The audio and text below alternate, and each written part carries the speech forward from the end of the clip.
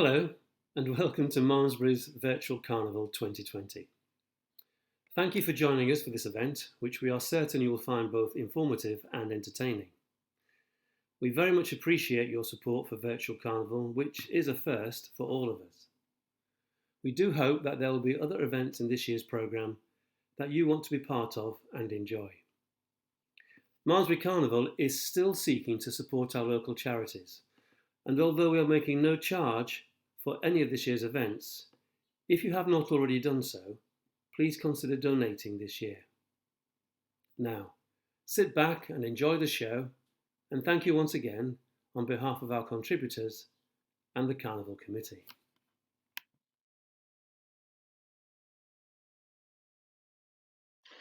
Hello, I'm going to talk about Malmesbury during the Civil War of the 1640s, and I want to tell you about what happened, but also what it was like for Malmesbury people at the time. I hope to show you that Malmesbury was a very important place. It had a national political significance during the war. I also want to show you that the experience of the ordinary people during this time was pretty terrible. That's certainly my opinion. In seeking to tell this story, we're really fortunate because we have some remarkable sources. And using those sources, it's possible to reconstruct what happened in really quite a lot of detail. And most of what I'm going to talk about, it's not guesswork. It's quite secure. It's based on quite solid evidence. Without doubt, the most stunning source that we have from this period is the famous bird's eye view of Malmesbury, which shows the town at a very, very precise moment, apparently the 23rd of October, 1646, which wasn't a random date. It was the time when Parliament instructed the slighting of the walls, the destruction of the fortifications of Malmesbury. So it's a snapshot of Malmesbury just before the fortifications were dismantled at the end of the First English Civil War. And it shows a garrison town, and in a way it's a celebration of the parliamentary garrison. And you can see, look closely, the cannons and the flags of the parliamentary garrison, which had held the town for the previous 2 years. So just to put things into a bit of context, the First English Civil War runs from 1642 to the summer of 1646. So this picture is produced at the end of the first phase of the war, and Parliament is victorious. During the previous 4 years, there are essentially 2 phases in terms of Malmesbury's involvement. For the first 2 years, from 42 to mid-44, Malmesbury is at the centre of disputed territory, and it changes hands several times between the two sides, the parliamentarians and the royalists. And then from May 1644 until this picture was produced, it's the property. It's firmly under the control of the Parliament. And that story of the 2 phases is one I'm going to explain in a bit more detail during this talk. So the war breaks out in August 1642, and let me say a word or two about what Malmesbury was like at that precise moment, and it was in a bit of a bad way. Of course, Malmesbury had been a great woolen town. The production of woolen cloth had dominated the economic life of the town for centuries. But by the early 1640s, the woolen industry is really in terminal decline. And I think the town is characterized by high levels of unemployment, low wages, and essentially a dying woolen industry. To make matters worse, we know that it's also a superstitious town. It's notorious for belief in witchcraft. And for sure, as we shall see, there was a high level of anxiety in the town about the activities of a coven of witches at precisely this time. And as if that wasn't bad enough, in August 1642, when the war broke out, Malmesbury was recovering from an outbreak of the bubonic plague. This picture shows a house in London in 1665 during the Great Plague, and it's a quarantined house with constables standing outside on guard to make sure that nobody leaves a house where there's a case of the plague.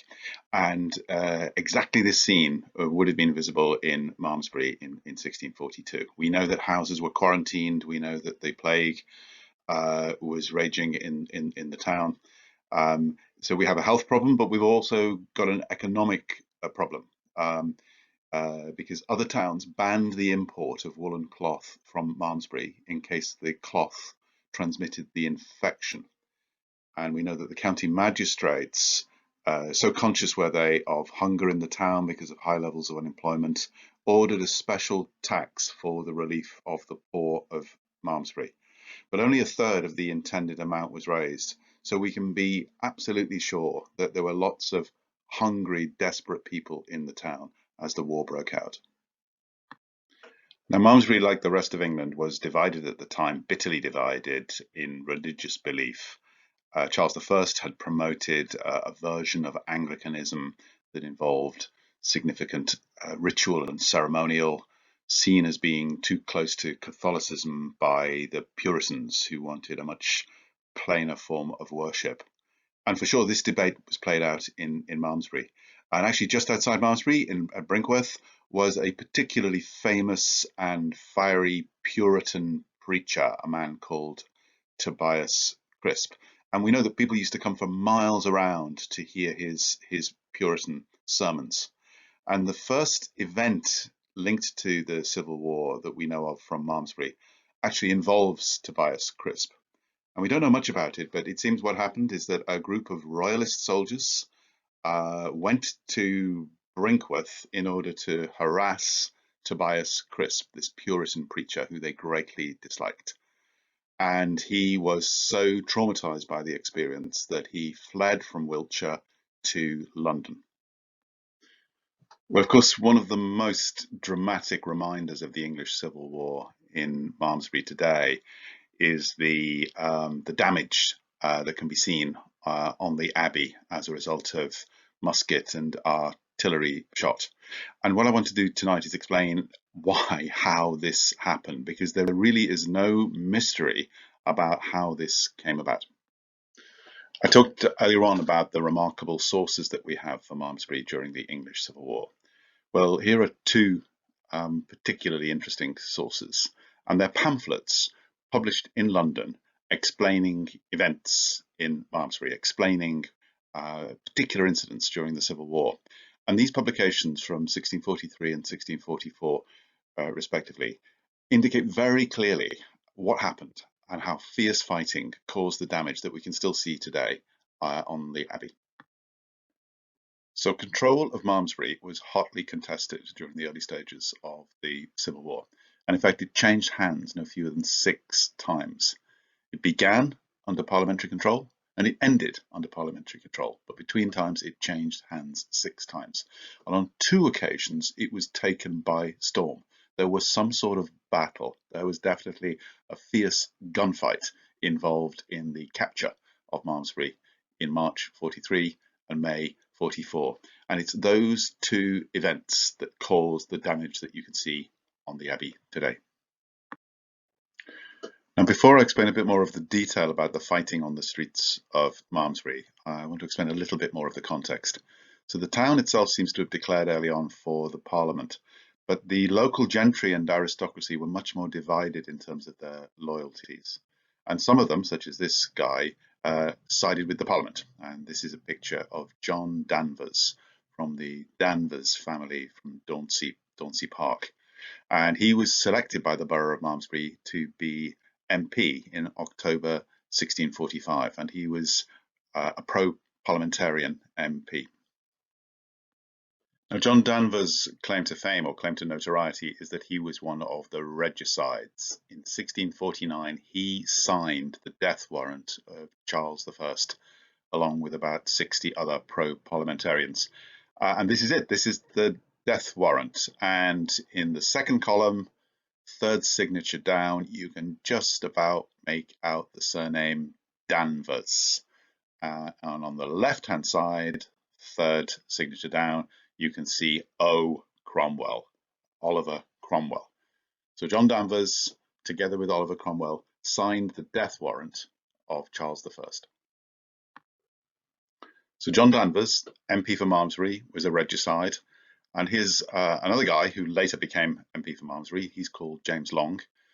He came from Draycott's Son near Sutton Benja, and he, by contrast, was a very staunch royalist. Although weirdly, as it says on the slide here, he later became a friend of Oliver Cromwell. In the 1650s, after the fighting was over, he bumped into Cromwell when they were both out hawking on Hounslow Heath, and they fell into conversation. And Cromwell liked him. He was a very entertaining fellow, so they became quite friendly. But he always remained absolutely solid in his royalist convictions.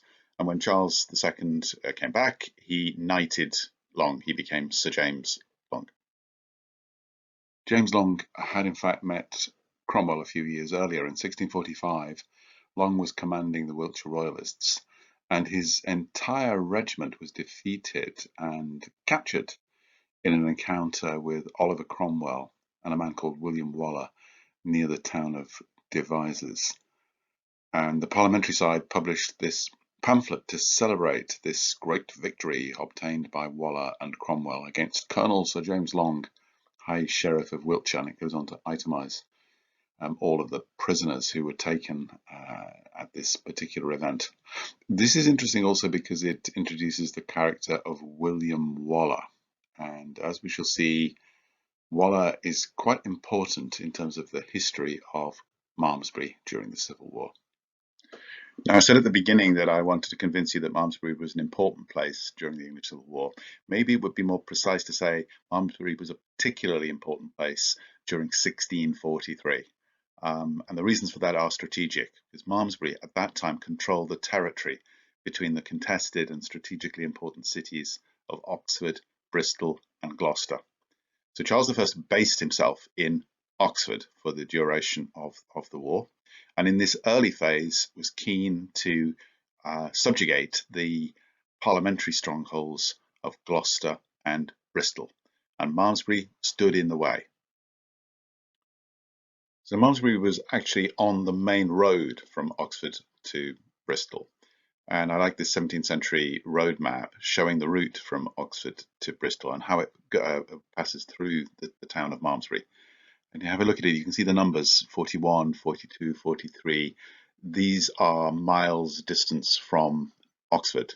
And it shows quite carefully actually the route which comes up the straight street of Milbourne, down Blix Hill and Holloway, over St Leonard's Bridge, and then in through the town via Oxford Street and then out via Bristol Street. This is Blix Hill, and this country lane used to be the main road from Oxford to Bristol via Malmesbury.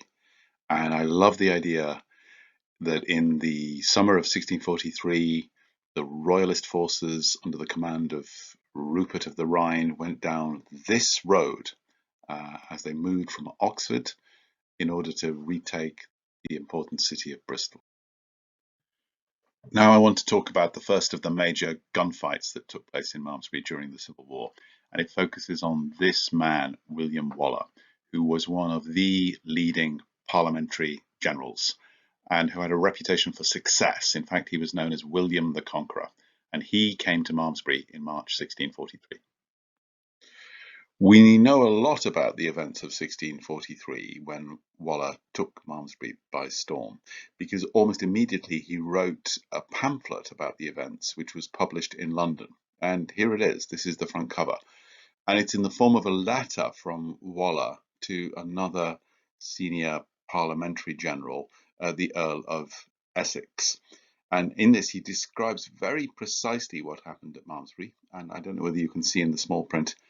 He also references a skirmish that had happened a couple of days earlier at Shurston. He says it in the small print. He describes how they'd attacked the enemy's quarters at Shurston, killing 8 men, killing 8 royalists at Shurston, and taking away 40 or 50 of their horses.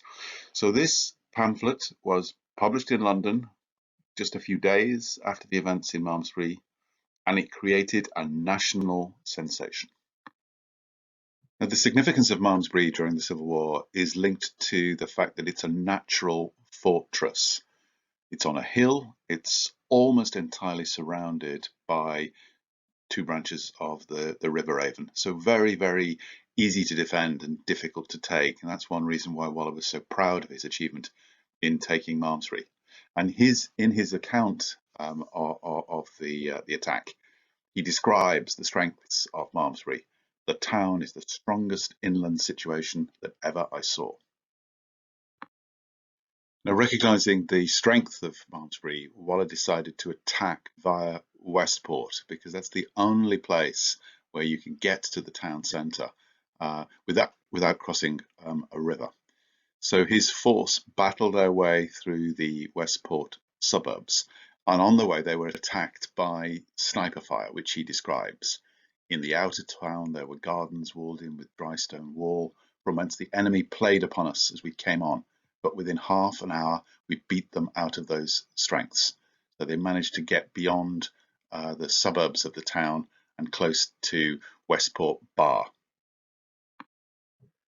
Now, I mentioned Westport Bar, and Westport Bar was a fortification, a kind of barbican beyond the town walls. And John Aubrey, the antiquarian, 17th century antiquarian, did a sketch map of the town on which he clearly indicated the location of this fortification, the Westport Bar, where Abbey Row meets the triangle. And if you look carefully on this sketch map, you will see in the bottom centre the letter W next to a barrier across a road, and that's the Westport Bar. And that's the point that Waller reaches, having battled his way through the sniper fire in the suburbs of the town. Now, the map is interesting for several other reasons, including the fact that it shows St. Mary Westport Church with a very big spire. There's a little doodle of the church in the centre of the map. And later during the Civil War, as a result of the fighting, one of the most significant aspects of the damage that's done is the destruction of St. Mary Westport Church. Waller's account describes how his men positioned themselves in order to storm the Westport Bar. And they did this initially by taking control of some houses near the bar in order to ply the defenders in the bar with fire. So this is what he said: "Our musketeers possessed themselves of some houses near the port, from whence we galled the enemy very much." In other words, there was very, very heavy fire from their sniper positions in the houses around the triangle. Now, this is a very dangerous moment in the attack of March 1643, because there is a piece of artillery on top of the Westport Bar. And Waller makes this absolutely clear. He says, "We fell upon the Westport, in which they had planted a piece of ordnance." So there's a very big gun on top of Westport, so it's got to be taken out, which they managed to do. They managed to get through the Westport Bar beyond onto Abbey Row. There's then a gunfight on Abbey Row between his men and the defenders in the walled town. And the fight is initially inconclusive. Waller says, "If our men had come out roundly, we had then carried it." In other words, if they'd really gone for it, we could have taken the town at that moment. That didn't happen. But the falling of some cooled the rest. So some of them are injured or killed, maybe. The falling of some cooled the rest, and this disheartens their companions. And so the first fight failed after a fight of near half an hour. So there's a gunfight on Abbey Row for about half an hour. So Waller orders his men to try a second time. So once again, they attack down Abbey Row in order to try to take the town. And there's a fight, this time a very hot fight, a very fierce contention, which lasts for about an hour. But Waller's men are in danger of running out of ammunition, so they fall back at this point. And then the fighting stops for the night. And Waller's worried because he thinks maybe he hasn't got enough ammunition to succeed in taking the town. Waller waits till the next morning, and his response to the crisis with the ammunition is a form of bluff. He decides that what he will do is attempt to terrify the defenders by making as if they're about to stage a really fierce assault on the town, to try to terrify them into surrender. So he describes how the following morning I caused all the drums to beat and trumpets to sound, drawing both horse and foot out into the streets, as in preparation to an assault. And the bluff worked.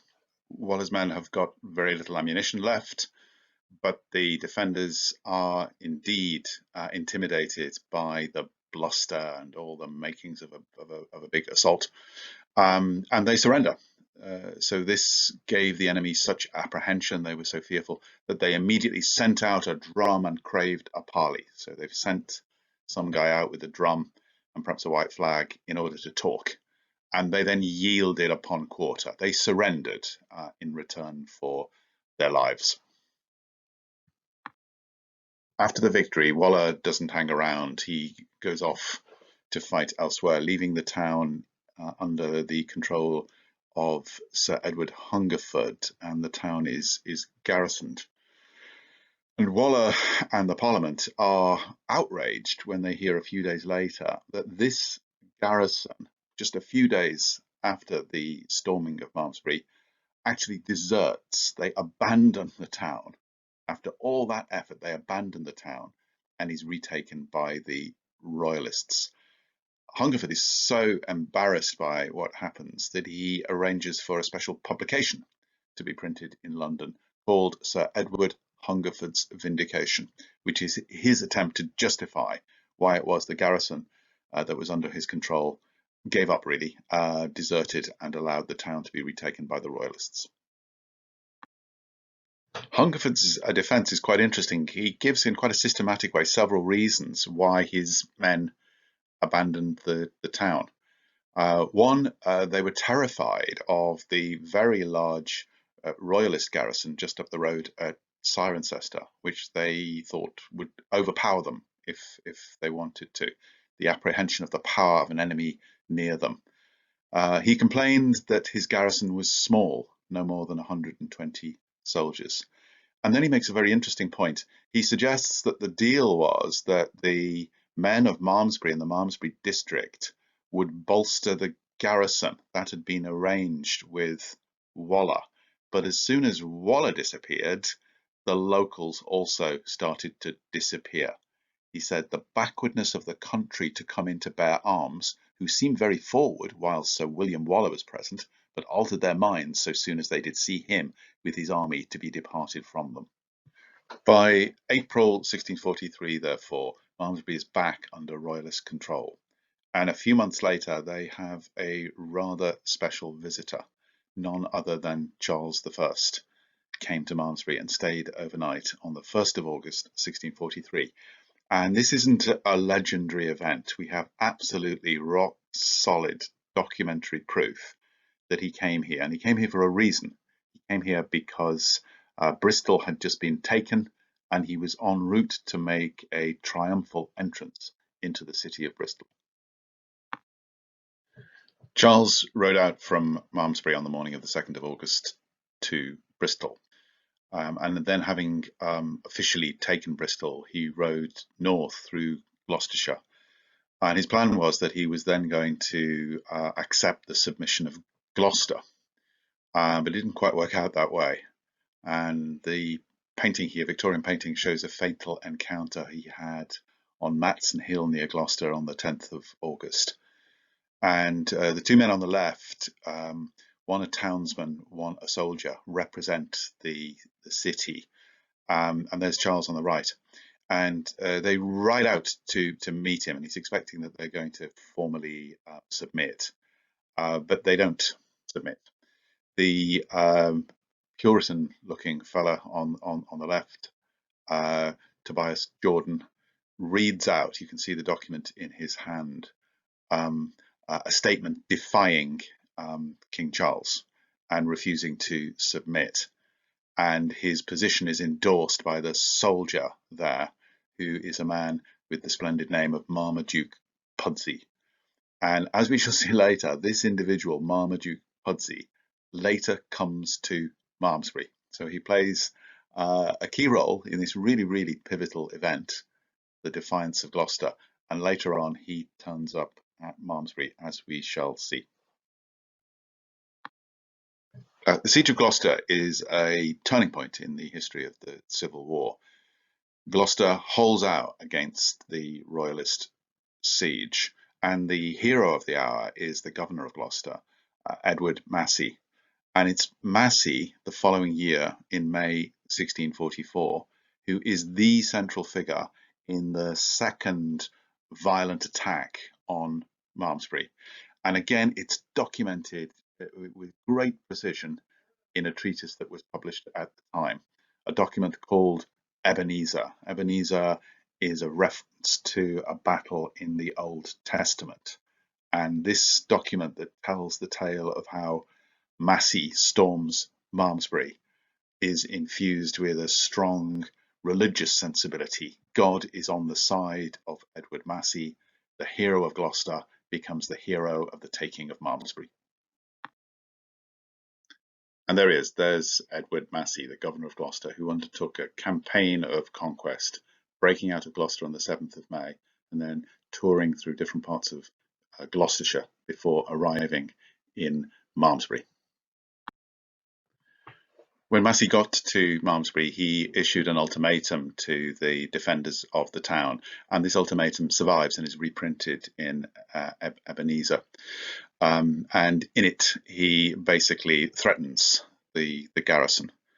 At the bottom of the letter, it says, "If you shall refuse this proffer of mercy, then you are to expect no other but what fire and sword shall bring upon you." Edward Massey, 24th of May, 1644. The man in charge of the Royalist garrison is Henry Howard. He's one of the sons of the Earl of Berkshire at Charlton Park. And we have his letter back also in the treatise. And it's completely defiant. He says, "For the other particular, that upon denial we must expect that extremity of fire and sword, we make this answer, that those extremities, I believe, are as likely to fall upon those that assault this town as those that defend it." So he's completely defiant. And both sides get ready for a serious battle. This Henry Howard, a colonel of foot and one of the Earl of Berkshire's sons, being governor there, prepared his soldiers for defence as well as for defiance, and filled his works with numerous soldiers, bragging much of their valour and resolution. The account in the pamphlet Ebenezer portrays Massey as the hero, and he's presented also as a sort of skillful tactician, and he decides not to attack immediately. His men are tired, the weather's terrible, it's raining. They decide to wait overnight, but during the night he gets some of his men to harass the defenders. The unwearied governor, with his foot and some 3 or 4 troops of horse of his own regiment, gave the alarm to the enemy all that night, playing hard with his ordnance and musketeers. Massey attacks at dawn, shortly after 4 o'clock, on the 25th of May. And the main assault and the main battle takes place somewhere around here, in this now rather idyllic situation near the Bell and the Abbey. And here there's some sort of flimsy defences being erected, which Massey's men attack. The defences are described as a turnpike and chain, which I don't fully understand, but there's some sort of gate and chain blocking entrance into the town. And it's this that Massey's men attack. And he chooses a group of foot soldiers, musketeers, to stage the attack. He resolved to storm it early the next morning, and accordingly about sunrising, May 25th, drew out a strong party of musketeers against the turnpike and chain, who very gallantly assaulted the enemy and beat them from their ordnance. So the musketeers managed to get into the town and take control of the artillery that was pointing down Abbey Road. And it's typical of the time that the ordinary soldiers are not usually mentioned by name. So one of the most heroic individuals the sergeant of the troop of musketeers, is singled out for praise, but Massey doesn't actually tell you who he was. The first man that by force entered the enemy's works was a sergeant with 40 resolute musketeers, to whom the governor had promised £5 if they would give the first assault and perform it with courage, which they did accordingly. Now, £5 is an enormous sum of money. It's like a year's wages. So they got this special bonus for staging this incredibly dangerous attack. Shortly after the musketeers have broken into the town, the officers on horseback arrive and join in. And here the treatise, the pamphlet account, does give their names. Major Grey and Captain Aylworth swiftly entered the town by leaping their horses over the chain and turnpike, and encountered the first enemy by cutting off his arm with a sword and shot the next in the head with a pistol. So this is an extremely violent encounter. The town is captured, lots of prisoners are taken, quite a few prisoners escape by swimming the river. The pamphlet lists the names. Typically, it just lists the names of the officers, starting, of course, with the most distinguished of prisoners, Henry Howard and his brother, sons to the Earl of Berkshire, and a big list of other prisoners. Oh, and by the way, private soldiers, there were 149 of them. So this quite large group of prisoners is taken, and other royalists escape. That's the end of the story of the taking of Malmesbury, and the pamphlet presents it as triumph of good over evil. It was a brave spectacle to see how unanimous both commanders and soldiers undertook the enterprise, and with what undaunted spirits and courage all of them in 1 minute of time performed the same, notwithstanding their hard marches, want of sleep, and the unseasonable rain all that night. But let all glory and praise be given to the Lord of hosts, by whom the work was done in so little time, and without so much as a man hurt of the governor's soldiers in the storming of it. So the text is saying God was on the side of the parliamentarians, and there were no significant casualties amongst the parliamentarian forces. After the taking of Malmesbury, Edward Massey installs a man called Nicholas Devereux as the parliamentary governor of Malmesbury. And Devereux becomes a very important person in the life of Malmesburians, because he is the military controller of the town for the following 2 years, and they're quite turbulent times. The taking of Malmesbury in 1644 by the Parliament did not lead to a period of peace in North Wiltshire. Wiltshire remained a contested area. Malmesbury was held by the Parliament, but there were royalist garrisons very close, for example in Highworth and Laycock and Devizes, for the next year or so. And these garrisons frequently met up with each other and had little skirmishes, but maybe more significantly, they both the royalist and the parliamentarian garrisons demanded taxation from the local area. So this was a particularly problematic period for the people of North Wiltshire. In my researches, I've come across recently one quite interesting newspaper report, which gives you some sense of the chaotic situation at this time. And it's a statement in a paper called the Weekly Account of how the Malmesbury garrison had intercepted a letter written from Charles I to his wife, Henrietta Maria. Henrietta Maria was in Exeter, Charles was in Oxford. Henrietta Maria had just given birth to a baby girl, and the king wrote to her about the christening of the baby. And this letter was intercepted. Presumably a messenger was stopped on the road by the Malmesbury garrison, and the messenger was carrying the letter. And the newspaper article says the governor of Malmesbury intercepted a letter from the king to the queen and others to known papists about her. So there were other letters that Catholics surrounding Henrietta Maria were intended to be the recipients of, wherein, amongst other things, His Majesty desires that the Queen being brought to bed, the child should be christened after the old fashion and in the cathedral, etc. So this is a comment on religious belief. So the newspaper account is saying, and isn't this shocking that they wanted the baby to be christened in the cathedral in an old Catholic style way? And Henrietta Maria, of course, was a Catholic. So this was considered to be absolutely outrageous from the perspective of the Puritan newspaper and the puritanical Garrison in Malmesbury. The period of occupation of the parliamentary garrison, 1644 to 1646, is, I think, a pretty dreadful time for people in Malmesbury, and the parliamentary garrison was extremely badly behaved. So we don't know exactly what happened and when it happened, but the Church of St. Mary Westport, with its fine steeple, was completely destroyed, and St. Mary's Hall that we see today is a much later and more modest building.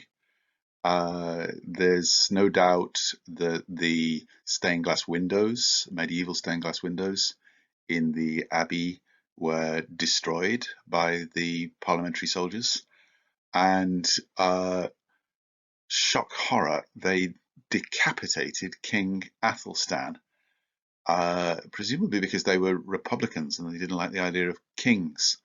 But the medieval effigy of Athelstan in the Abbey had its head taken off. And after the Civil War, the people of Malmesbury, rightly proud of the connection with Athelstan, had a new head made to replace the one that had been so shockingly vandalised by the parliamentary soldiers. The behaviour of the parliamentary garrison in Malmesbury was, it seems, pretty shocking.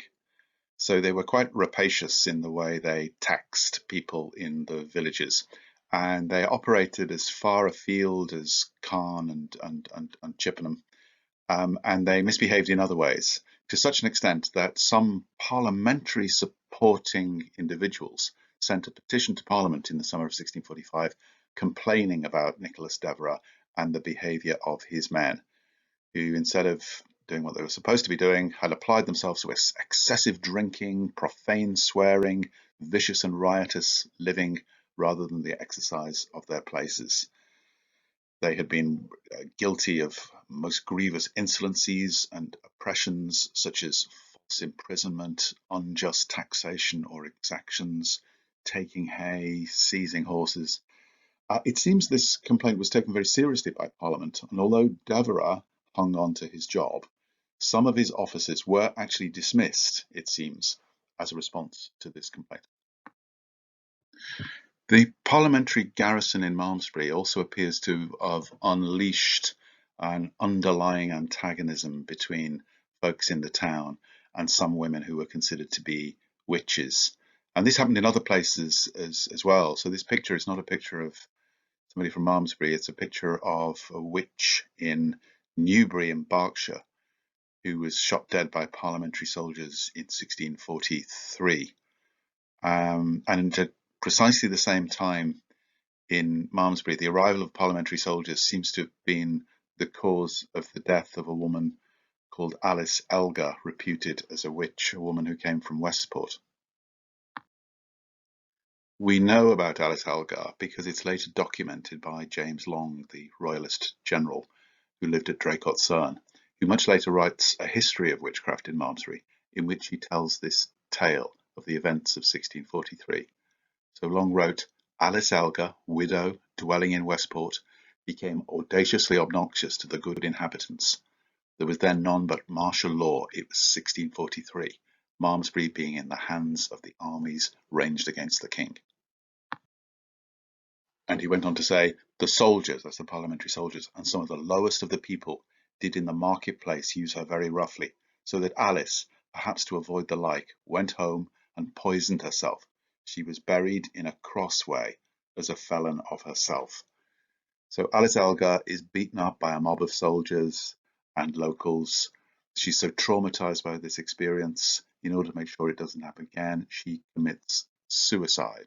Because she's a suicide, she's not entitled to a church burial, so she's buried in disgrace at the crossroads, buried in a crossway as a felon of herself. So a terrible story. but some sort of insight in terms of this animosity towards the witches that was unleashed by the arrival of the parliamentary forces. And of course, this is exactly the same period as that of the work of the witchfinder general Matthew Hopkins in East Anglia. I'd like to say a few words about one particular Malmesbury family, the Hobbs family, the family of the famous philosopher who was living at the time.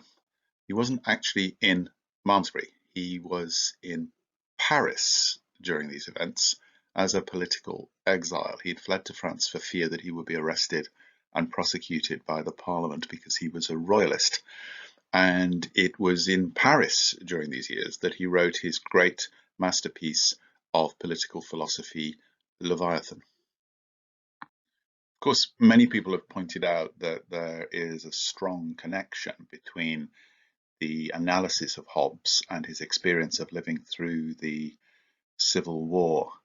The key message of Leviathan was that political conflict would always result if there was confusion about who was in charge. Is it the king? Is it parliament? Is it the church? Strong government was essential to stop future civil war. So there's this connection between Hobbes's teachings and his experience of the war. Hobbes remained interested in Malmesbury and well connected, and I love the fact that on the title page of Leviathan, this masterpiece of political philosophy, he proudly calls himself Thomas Hobbes of Malmesbury. And Hobbes had family who were still in Malmesbury, including a brother and a sister. And his brother, Edmund Hobbes, was quite an important man in the town. He was the alderman, in effect, the mayor of Malmesbury, 1645 to 1646, during the final months of the occupation of the town by the parliamentary garrison. So Edmund Hobbes was in the position of having to manage some of the turbulence in Malmesbury at this time. We don't know much about Hobbes's sister, Anne, and it's not clear that they got on particularly well. She married, she became Anne Lawrence, and John Aubrey tells us that she acquired the family house on the Horse Fair where Hobbes had been born, and Aubrey drew a little sketch of it. But we do know that she had children, and we know that one of her children actually ran away with a soldier of the garrison. Well, I've finished now, so thank you for your patience. I hope you found the story interesting. I hope you agree with me that it's important, and also the experience of the people at the time was pretty awful. I want to end on one slightly upbeat note, which is a love story. So one of the things that I've stumbled on is what appears to be a royalist parliamentarian love story from Malmesbury. Now, do you remember that the soldier who defied Charles I on Matson Hill was called Marmaduke Pudsey? And he came with Massey on the 25th of May and stormed Malmesbury. And then he was billeted somewhere in the town, and he met a lady called Mary Ivy from the Lavington Ivy family. And at that time they were living in Abbey House in Malmesbury. And he'd only arrived in the town at the end of May, but on the 30th of September 1644, the Register of Marriages talks about how Mary Ivy of Abbey House had married Lieutenant Colonel Marmaduke Pudsey. And one of the charming things about this is that we know from other sources that the Ivys were royalists. So this was a love match that transcended the very bitter politics of the time. And on that note, I'm going to conclude my story of the history of Malmesbury during the English Civil War. So thank you very much.